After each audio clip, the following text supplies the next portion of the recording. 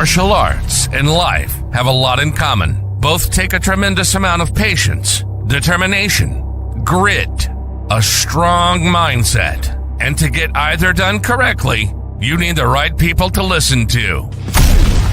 This is Beyond the Mat, the podcast where real talk meets raw insights. Get ready to dive deep into the world of martial arts, coaching, business, and health as we bring you candid conversations with professionals, coaches, authors, and entrepreneurs who are making waves beyond the confines of the dojo. From the adrenaline-fueled arena of combat sports to the boardrooms of successful enterprises, Beyond the Mat is your go-to destination for real and raw discussions, plus invaluable lessons learned on and off the mat. So, if you're ready to unlock the secrets to success in every aspect of your life, let's do this. Live from the Great 1-8, this is Beyond the Mat, where warriors are made and legacies are forged. Here's Mark Cox.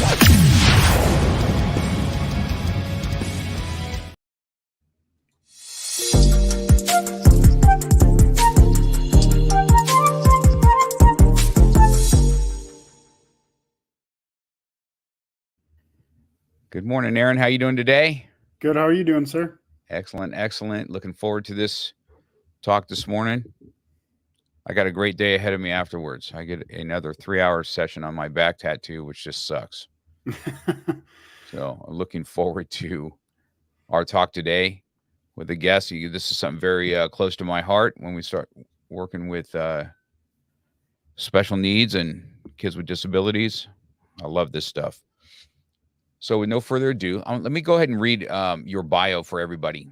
Sure. Aaron, it says, Aaron, the founder of the Inclusive Dad, is a relentless advocate for building stronger communities through inclusion. He proudly displays an inclusion tattoo on his arm and a testament to his commitment. Residing in Minnesota with his partner and 2 cats, Aaron is a proud father of 2 young adults. Aaron's journey into the world of disabilities and special education began when his daughter was diagnosed with epilepsy and cerebral palsy at a young age. For over 15 years, he has fiercely championed his daughter's inclusion in school and in community. Aaron has actively shared on various boards and committees of disability-related organizations. His dedication to inclusion is exemplified by his TED Talks, The Power of Inclusion, and Unlocking Inclusion for People with Disabilities, where he passionately shares his insights and experiences. Aaron's impact extends far beyond his immediate community, inspiring others to join him in a pursuit of a more inclusive world. Awesome resume. Well, let's get right into it. Aaron, let's talk about your daughter first. We got to have a conversation about her a little bit. And I got to tell you that we have several students that have cerebral palsy also. I get to get on the mat with them and do jujitsu with them, and it's just a fun time every time we do it. So let's talk about your daughter and how this all began. Sure. Yeah, my daughter Cecilia, she's 21 years old. At age 3 months, we were at a Christmas, and 2 of her aunts are nurses at Mayo Clinic in Rochester, Minnesota, near where we live. They noticed her looking over to the side, so we got her checked out, and she was diagnosed with epilepsy. At that time, subsequently was diagnosed with cerebral palsy. So she's still in school. She can do that until she turns 22 in October. So she's still going to school. At that point, we're trying to figure out, the rest of working and that kind of thing. But she uses a wheelchair to get around. I didn't know anything about the inclusion piece. So I just kind of had to learn that on the fly after we found out about her extra needs and stuff. So did this happen ever since her like kindergarten all through grade school, and where is she at in school now?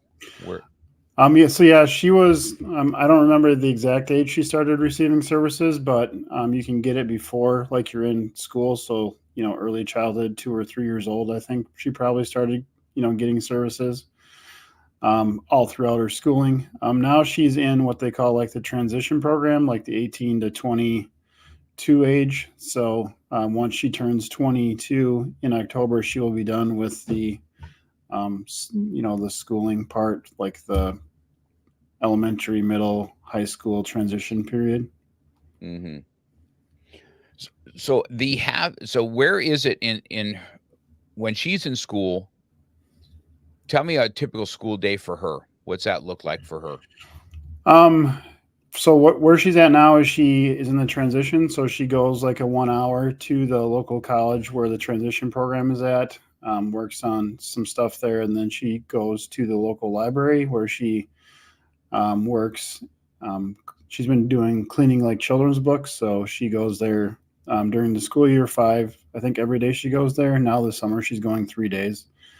But that was not always the case when she was first went to school. I mean, I have a son who's 15 months older. He did not have any, extra needs, so just a normal school experience.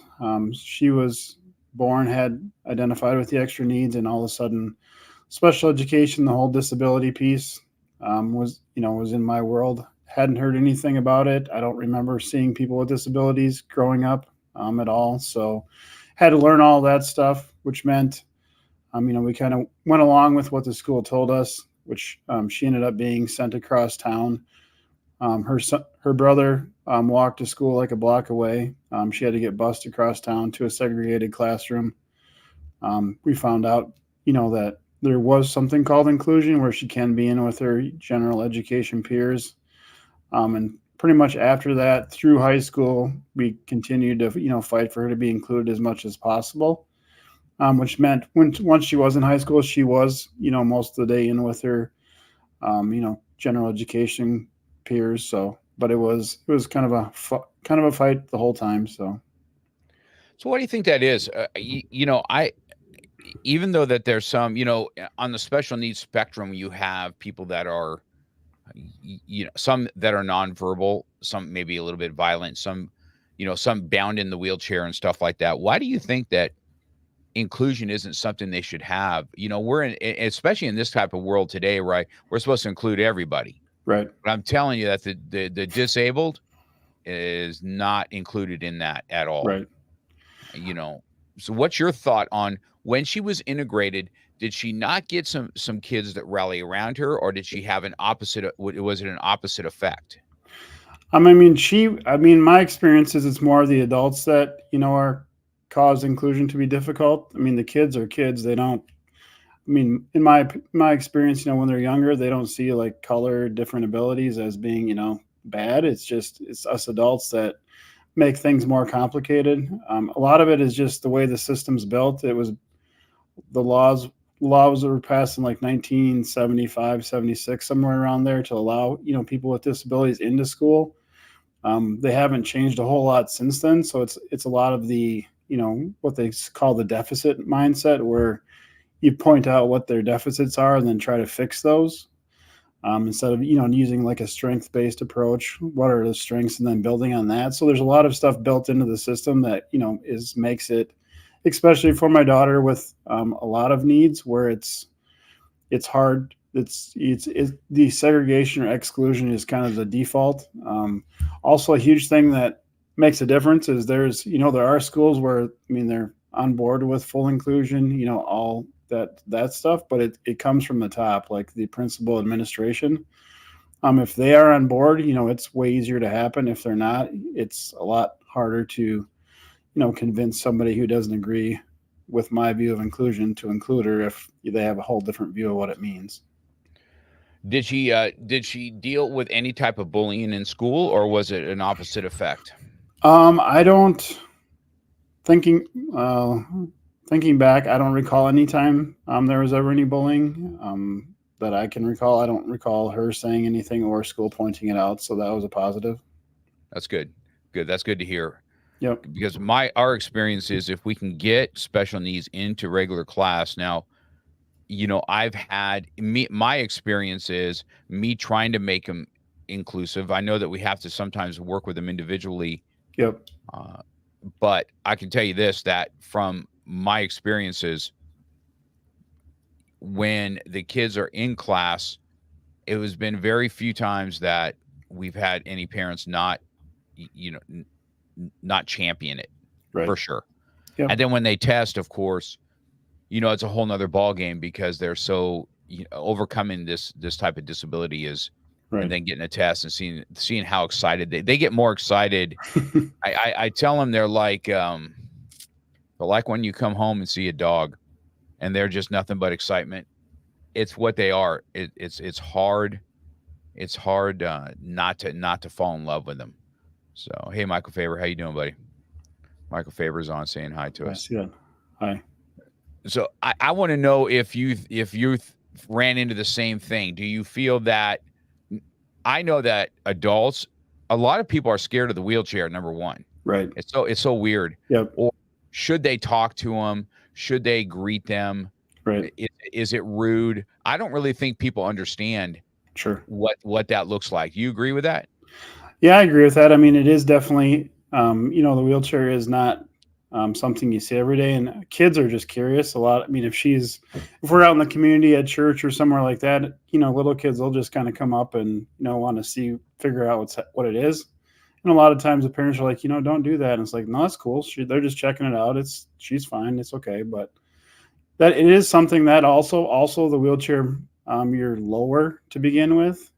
So, I mean, if she's riding around in a wheelchair, she's already, her face or eye level is lower than ours is. So it's just, I feel like that kind of makes it harder, the interactions. But I mean, my advice for that is just, ask her. I have a couple of examples. If we go to a doctor, I mean, I'm sure you've been to a doctor and they ask, what's your name? What's your birthday? I mean, sometimes there's been many times where we bring her to the doctor and they look at me or her mom and it's like, hey, what's her name and birthday? And I'm like, hey, Cece, do you want to tell them what your name and birthday are? I mean, she's capable. First default to ask her. And then, if she can't do it, then we can help her. But I suggest always, talk to them just like that. Also, my friend of mine, Nick Earhart, I asked him before I did my last TEDx talk, do you have anything that, any stories about, people, how they interact with you? And he's shared a similar story where he's gone to restaurants and he has cerebral palsy and he's verbal. And if he goes to restaurants, sometimes they'll look at his friends and ask them what he wants to eat instead of just, looking at him and asking him what he wants to eat. So it definitely is a thing. Yes. I think that's such a powerful point that you talk about right there, that people don't include them. I was at Disneyland yesterday and there was probably 2 or 3 kids that I said hello to, you know Sure. what I mean? Yeah. And I can tell the ones that are nonverbal and nothing, but they still like being talked to. Absolutely. They still smile. Yep. And, cause nobody's really talking to them for sure. So I think that's great feedback to let people know that, hey, it's okay that they do have their own minds. They can't talk. Yes. I think that's the other misnomer. And I don't know if that's kind of what you're on out there doing as an advocate for this community, because I don't know if you've heard of the coffee company, Bo and Betty, right? They are they only hire people with disabilities. Yep. And it's so I sit there every time I go to Savannah, I go there and that's where I work. Sure. Because I like to interact with the guys that are in the front, and you'll get different kids, and people don't really understand. I can tell people when they come in the door that don't understand special needs, right? Because you always have 2 managers that are overseeing the kids, and they have a very special way of doing it so they understand. Like, so instead of trying to remember names, they have cards, right? Like the King of Hearts or whatever, Sure. right? And they give them a king, and then when they say, hey, the King of Hearts drink is ready, and then you go give them the card, and that's how they awesome. do it, right? It's a unique way of doing it. Yeah. But like when I was there last time, I was watching the gentleman behind the counter, and he's definitely higher autism for sure. Smart, you can tell he's smart, but he's just very matter of fact, right? Just very matter of fact. And I could tell sometimes when people come in, they're just a little taken back by it, where you don't really realize how awesome this store is, and that he's in an environment that he gets to work and do things in. That's great. And so it's that coffee company is awesome. If you've never heard about it, I would highly recommend. And if you're ever in town and see one where you're at traveling, Yeah. I would definitely go inside. You will Absolutely. really get a kick out of that. It's really something that is a special place, and they have that. I don't know. Do I have that coffee cup? I usually have it. It says always included, radically inclusive. It Okay. says one of Sure. their coffee cups. Awesome. So they're I don't have it here with me. I usually have that coffee cup with me, but I thought I'd share that with you so you have Yeah. you have that. So this TEDx talks. Let's talk about that when you're on stage with TEDx. First of all, how'd you get that? How'd you get to do that? So the first one was in the town I'm in, Austin, Minnesota, Spam Town, USA. So if you've heard of the lunch meat spam, this is where it's made. There's a spam museum if you ever want to visit. But I saw an ad in the paper that they were putting on a TEDx event. And before that, I liked watching TED Talks. So it was like, hey, sweet, let's try. Just shared my story about my daughter and just I wanted to talk about inclusion, just applied and got into that one. And that one was 10 years ago. So that was probably for sure one of the top 10 experiences in my life. Shared stories during my first TEDx talk that I'd never talked about in public. Never shared those stories. And they were about things that had happened to us in Austin. So it was pretty powerful to be able to share those on that stage. The second one I just did in April in South Dakota. This is the 10-year anniversary of my first one. So I applied. Second time I applied for that one where I got my master's degree and got into that one. So this one I shared more about using empathy to create inclusion. You can't know what people want or need, what their needs are unless you talk to them. So using empathy to create inclusion for people with disabilities. I think that when you go on to talk, did that help explode your brand or whatever go out there? Did that help put out what this is? Yeah, it definitely helps, create some, talk, the awareness for it. So yeah, it definitely does help for sure. Interesting. Dr. Oliver Reed's on. Hi, Mr. Dr. Oliver Reed. Saw you in May. Yes. That was so when your TED Talks are still online and everything, right? Because I want to make sure that we include those in. Yeah, they're on YouTube. So if you I can send you the links, but yeah, if you I want to make sure we have links for that so that people can hear, we can put that word out here even more. Sure. So on your TED Talks, explain to me TED Talks real quick before we go in there. Do you have an audience? Do they set up an audience for you? So yeah, the first one I did, I was in a smaller venue. There's probably 50 people there. So it's a program of, 5 to 10 other, speakers that do talks that can't be over 15 minutes. So you apply, you give your talks, there's some breaks, that kind of thing. Then they record them and put them online. The second one I did this year was a more polished. It was at a university. So it was in a smaller auditorium. I think they had like 100 tickets sold, and then they actually live streamed that one on Facebook this time as well. Oh, that's good. Yeah, that's good. I always wondered about that, how that comes about, because I've listened to some really good TED Talks also when this is out here. When did you decide? So this inclusion thing, when did you decide, and what is it exactly that you do? Let's talk about that. Sure.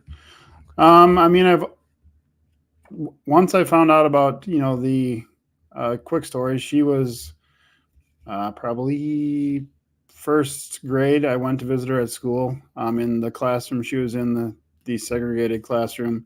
And their kids in there were already folding towels. So I was like, why are they folding towels? They're in first grade. Why are we not, having them in math and reading? So I kind of opened my eyes and, just realized that, they need to be included. Another quick story is right before I gave my first TEDx talk, my daughter, she has always loved singing, was in choir. Her choir was going to sing at a historic theater in town. But the issue is that there's not a way for her to get up onto the stage in her wheelchair.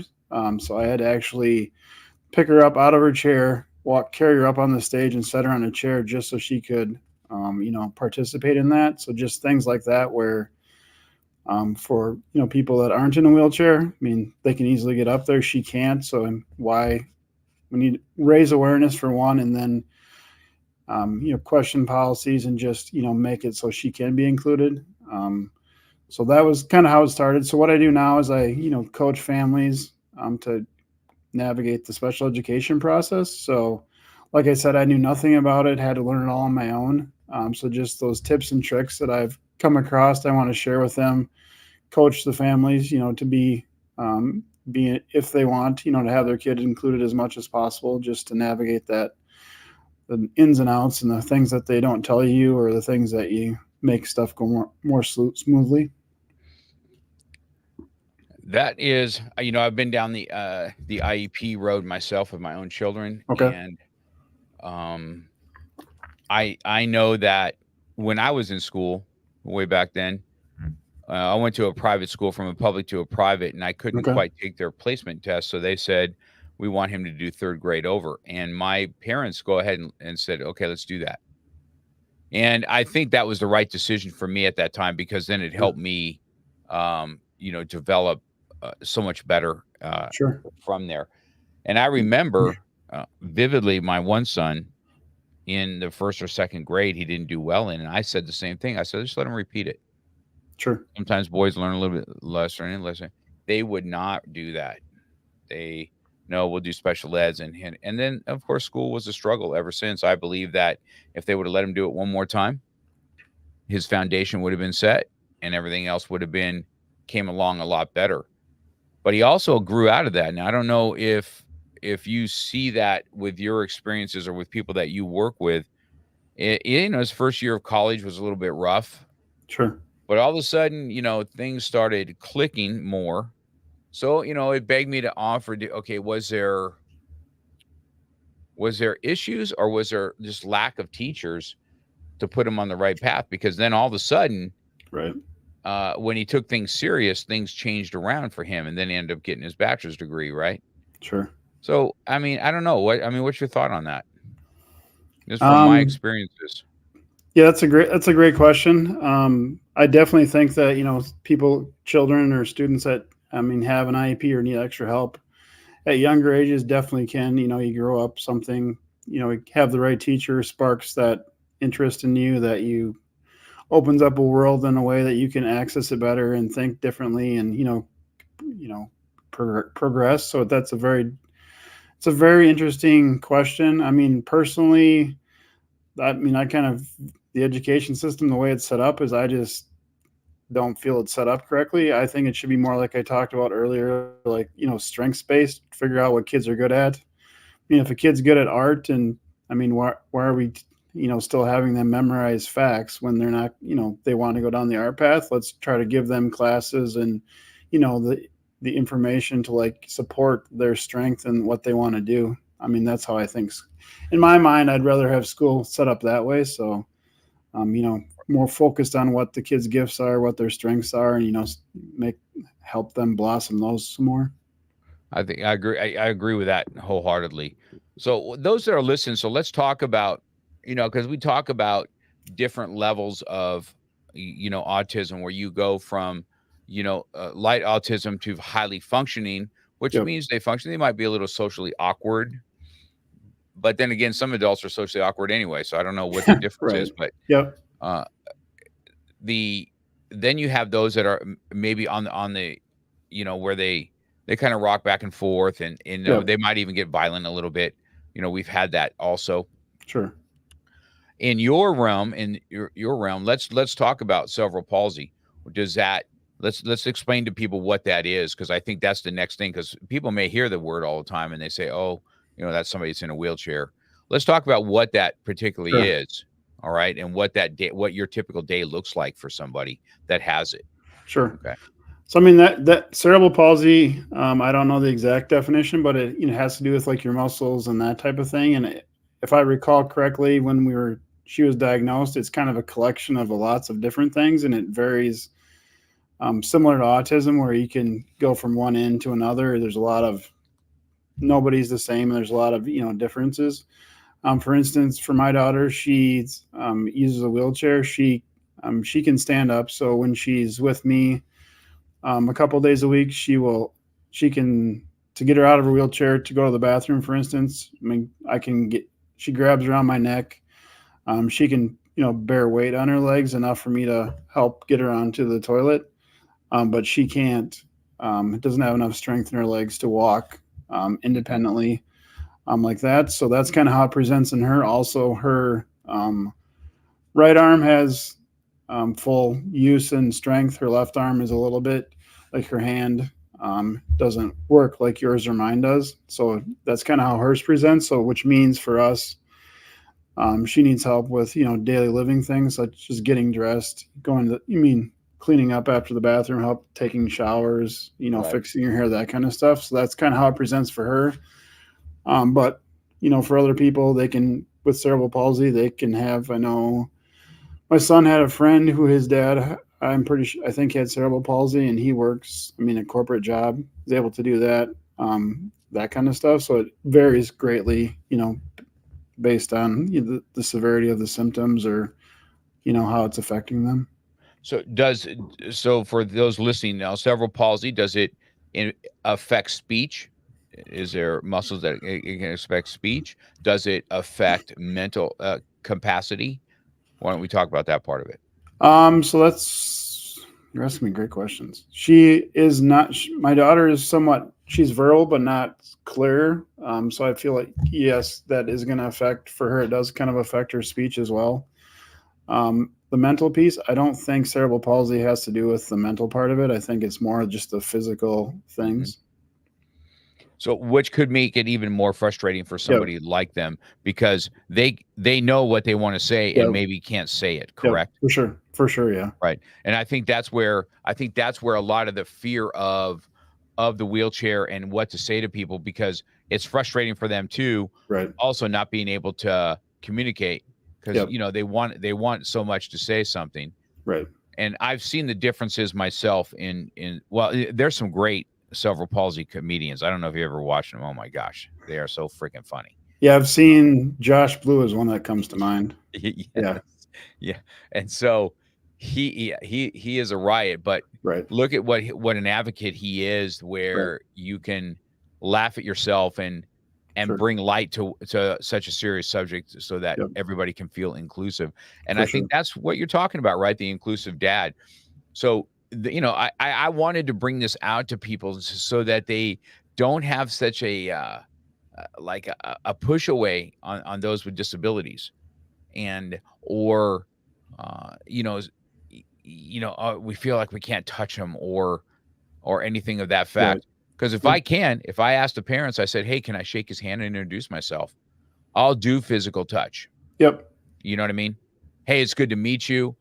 And, and we'll talk. And I said, hey, if you can't understand me, you wait just this way and this way. And I'll ask very yes or no type questions. Hey, you having fun today? Like I did it yesterday at Disneyland. And I asked a little girl, hey, you having fun today? And she shook her head yes.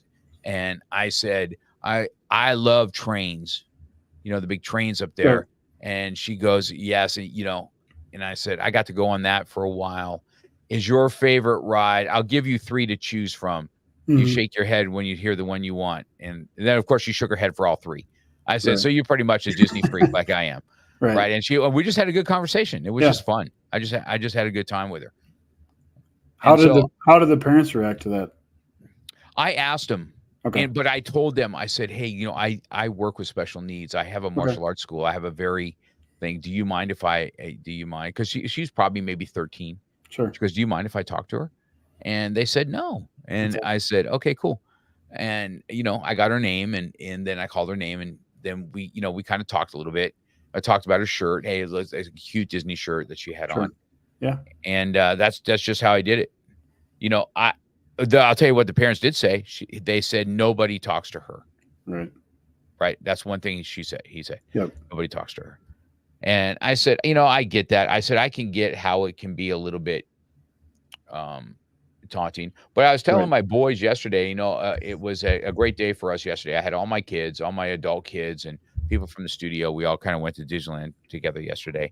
Yeah. But, I was telling them, I said, I want you to watch everybody here in these wheelchairs. Because I did an experiment one time. I had a wheelchair because I had knee replacements, Sure. right? And I told we're going up by Haunted Mansion here, and this is a little hill. And I said, I want to see if I get one person to help me up that hill. Not one person, right?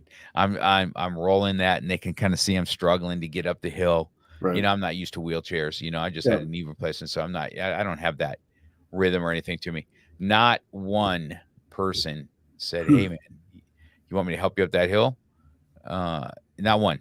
And Right. so I said, watch how people are around the wheelchairs. I'm very in tune to that because I know how people aren't included in stuff. But even Disneyland now, doesn't matter if you have a wheelchair or not, get in line with everybody else. And so that's how they've done their lines now, which there's good and bad about it. The good is, people get to see it. People are they're integrated. They're included in the crowd, and they're waiting right along with us. Right. Instead of being used as the front ride person for the ride. Sure. Yep. Right. So, which is some places, some things you still have to do.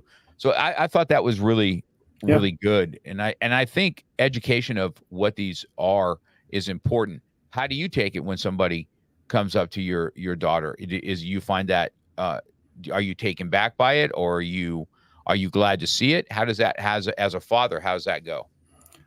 For me, I'm glad to see it. It's just, she loves talking to people. She loves different things. If we're out, I like to see that because, now also, I'm 47. I'm getting older. In October, I tweaked my back a little bit. So for a month, she couldn't stay overnight because I couldn't get her in and out of her chair. So for me now, it's kind of transitioning. I'm getting older.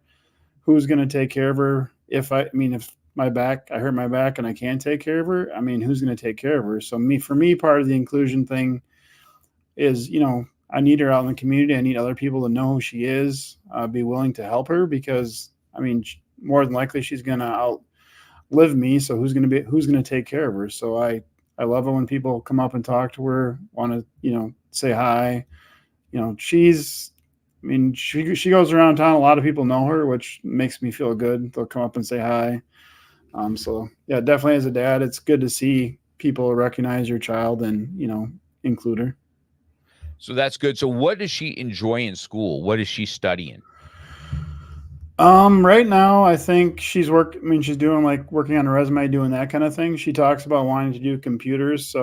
And she's more now than ever, telling us what she wants to do, which is awesome. Because you want that for your kid to make their decision, their own decisions. What do you want? So she's been, her and her mom, she lives with her mom. We're divorced, but they've been calling the local college. My daughter wants to take a computer class this fall. So trying to call them and figure out how she can take a computer class, like a typing class. So she likes being on a computer. So right now she's kind of focused on trying to figure out how she can continue that.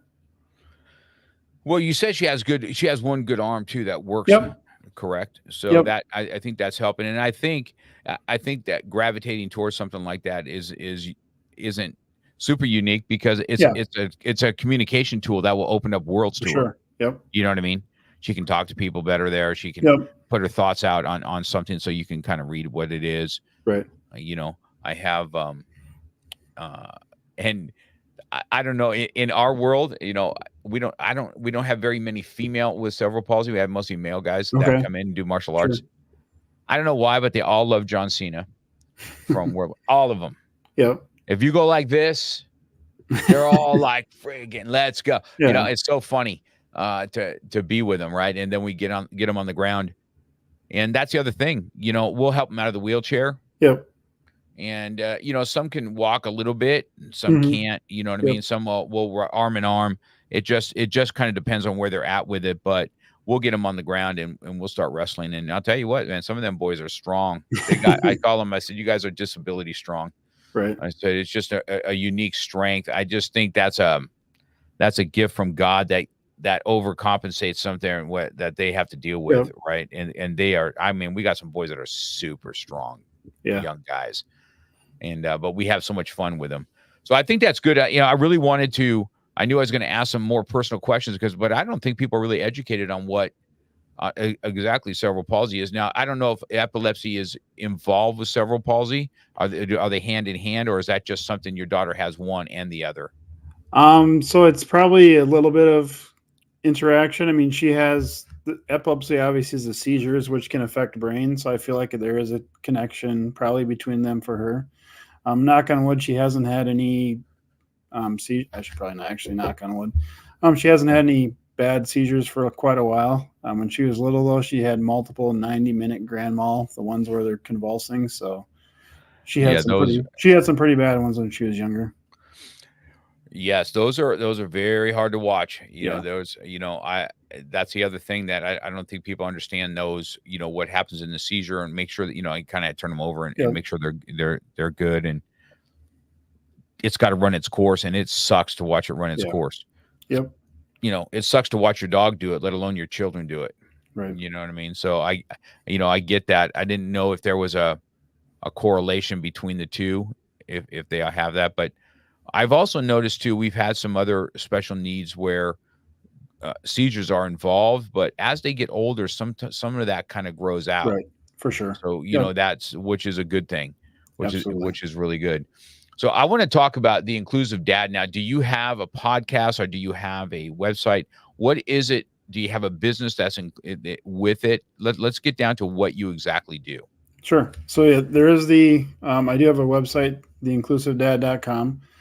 I have business, so I have one-on-one coaching for families. I also have like a membership where you can, it's a monthly membership, have a couple of calls a month, one like a networking call, just to get to know other families, and then just one where it's more of a question and answer. Bring your questions, and we can, try to help you work through those. So that's kind of my main thing. I do not have a podcast at the moment. Think I've thought about it several times, just haven't pulled the trigger on that yet. But right now it's just the website, and then, the membership piece. I think that, so you haven't pulled the trigger on your podcast just yet? No. I think the Inclusive Dad podcast would be a niche that is really something that is needed. Sure. And I think if you can get, I do interviews like I'm doing with you, but I also do individual stuff also where I talk only. But I'll tell you this, you get somebody with some disabilities on your show that you get to talk to them. Yeah. That is I believe is some powerful stuff where then you're really kind of including people like, wow, they're just like kind of one of us. Or where can we go from here? Right. Where is this active? Now that I know you have kind of a membership type thing, we'll probably put it out. See, in August here, we have Special Kicks is what it's called. It's a nonprofit organization that's for those with disabilities, right? Sure. And we are launching the California one. So it's one of my best friends, one of my students that has this nonprofit, and it's out of Georgia. Okay. And it's infected thousands of people's lives, right? So a lot of times people can pay for their martial arts lessons because there's things included for them to be able to use, but then you're going to get some that cannot. Sure. And as much as you want to include everybody and not want to make it about money, it's going to be very hard for those that you need one-on-one, that you have to pay the guys that are there. And not everybody can just work for free, right? Right. So we do this nonprofit so we can raise money and those that need more special treatment and one-on-one, we can have them one-on-one with somebody, or they have to have one-on-one testings. So that launches here in August. We are going to launch the California part of that in August. And in there, though, there's a network of people, which I will probably turn you on to as far as a resource as such. You know what I mean? Yeah, that'd be awesome. What that can look like.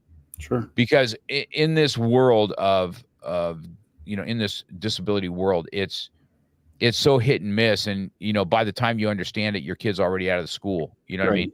Yep. And so what can the mentor do to help avoid pitfalls? Or did you know about this? Or this is because it seems to be pretty. I don't know if there's other states that are better at it than others, but I've never seen a great. I've never seen anything great in any school for those with disabilities. Never. You talk to every teacher, there's never enough funding. They have to go get their own funding to do more things, or anything of the sort. Even Special Olympics or stuff like that. It's just, I don't know. And see, I see, like, if you're socially awkward, especially autistic kids, those are the ones that are kind of get bullied, right? Because they just can't understand social settings. Nothing implodes me more than that, man. I get so pissed off at that, and that's why I have such a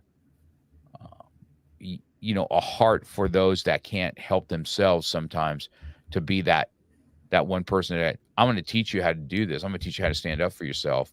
And in these lessons of self-defense, maybe I'm going to work on your social skills a little bit. Right. Hey, smile a little bit more this time. Let me see that smile. There you go. Right. Or their audio is kind of off and they have to kind of wear headphones because they get so disoriented when there's loud noises. But then, it goes to the opposite. I don't know why America thinks we go from one extreme all the way to the other of now everybody has autism. Okay. Every single person has autism. I'm like, now you don't know who's like what, because they're trying to jump on a bandwagon to get some extra help for their own children. Right. Or they struggle concentrating. Maybe it's the diet that you guys are giving your children. There's nothing but sugar fortified garbage. Maybe you ought to, look at everything as a health, in a health aspect. When you have somebody that comes on and says, hey, I need a little bit of help, what it typically, because the disability doesn't matter for you. Is that correct? Correct. Yeah, for sure. I mean, I probably I know more about like the epilepsy, the cerebral palsy, more health needs and the inclusion piece. But yeah, I can help, students with any type of a disability diagnosis. So you can help at least navigate where to get the best advantage out of what you're doing. Correct. Yes, for sure. Yeah. But you also have the unique aspect of having to take care of somebody in a wheelchair. So what that's going to do to a family. Hey, this is I've seen some pretty cool wheelchairs out there though, man. Where they're letting people stand up now. You know what I mean? Yeah, my daughter's actually talking maybe her next one, because every 5 years I think she can get a new one. So she's thinking about the next one being the one where it'll help you stand up. Yeah. Yeah, those things are like, I mean, I was telling the one girl that we work with, the one guy that we work with, I said, man, pretty soon you're gonna be a transformer, because next time I come down here, you're gonna be like, being able to stand up. And I mean, I was watching that, go, look at how powerful is that wheelchair going to be, where you can make them squat now, down, up, get some muscles moving, and stuff like that. It's just, where that's going is going to be good. But wheelchairs are not, people do not think about wheelchairs anywhere, including myself. You want to know how I learned about that? So the dad that I had, that his kid was taking class, mom and dad were both wheelchair bound, and they could operate with their hands, and he could drive with a special car. But when he would come in, he would say, Mark, I can't go to the back offices. There's not a way to do it. And I said, I never thought about it. And I'm like, man, there is no way to go to the back office. So I told them, I said, hey, at this point, the way my school's built, it's going to be hard to have a back office anyway. So I said, you know what? We're going to go ahead and just make it so it's wheelchair accessible everywhere in the front. So if they come in with that, we'll be able to take care of everything right there. They don't need to go traipsing all the way in the back anyway, where it's just nothing but a pain in the ass to get to. So I remember him telling me that. And then I remember him thanking me after we made some accommodations for him. Right. And I'm like, you just don't think about it. People just don't think about it, because we have a normal life and what that is. Just like you said, you had to pick up your daughter and put her in a wheelchair. We did the same thing. Ryan, we had a speaker for a vet. He lost all his limbs except for his one arm. in battle, right? So he's got Sure. from his Yep. hip down on one leg, from his knee down on the other leg, one arm's not there. I mean, he's just you know, and when we trying to work with him in martial arts, but you know, where we had him doing the keynote speaker, nothing for wheelchairs. We had to lift Ryan up Yeah. out of that chair and put him in the chair up top. Right. Now, how embarrassing is that for them already to have to see that? Right.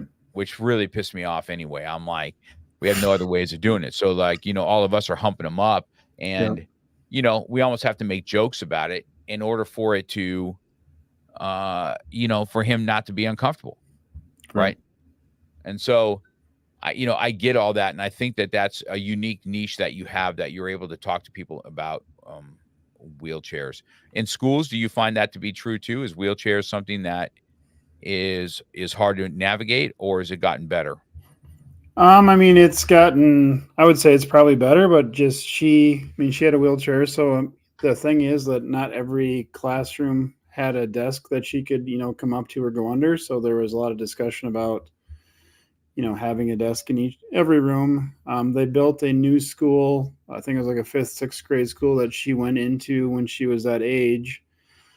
I attended meetings like with the architects about the building, because prior to that they had redone the science labs in the middle school and not put it in any handicap accessible, science stations. So I attended the meetings for this new school, said, hey, is it going to be compliant? He's like, of course it is. It's 20 years, whatever, after, the law passed. Well, new school's built. I'm going to like the lab, like when I was in school, like the Woods class. Now it's not that, but like that type of class, they didn't have any tables that were accessible. So brand new, I don't even know, multi-million-dollar school, and they didn't put a table in it that was accessible. So they ended up having to take out the supports underneath of a brand new table so she could get up to it. And it's like, come on, guys, like it's 30 years after ADA was passed, and we're still having this discussion. It's just, so it's better for sure, but there's still a ways to go. Right. Yeah, I think that's a real downer, So, and tell me, is your daughter verbally wise? Can she communicate with everybody just like things? Or I mean, I kind of classify it as like she's somewhat verbal, so like I can understand her. But if you met her for the first time, you'd probably struggle understanding everything. But she, like, for me, if she says something I don't understand it, she's able to, like, say something else to try to get me to it. So but like if you just meet her out in public, you'd probably struggle a little bit. You really have to pay attention, but she is verbal. Yeah, that's good. I'm telling you, man, that stuff like that is powerful, because I'm the kind of guy, I've never seen anybody that I've talked to Austin's folks. He's somebody that has Down syndrome. Sure. He's such a funny kid, man. I love that. The Down syndrome community, you cannot be in a bad mood around those guys. They're like lovable pit bulls. That I just can't get enough of them. But I told his mom, I said, I want to have him on a podcast. You sit with him, and we'll do it together, and let them see. Now, if you're ever up for that, I'd like to do that with your daughter. Oh, that'd be awesome.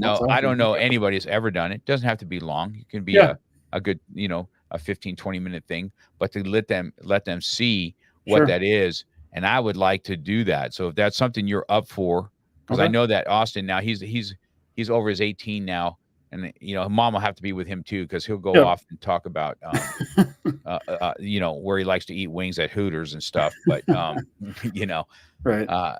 Sure. Yeah, I'll definitely talk to her and see if she's up for it. Yeah. So ask her about that. See if that's something that she's going to do.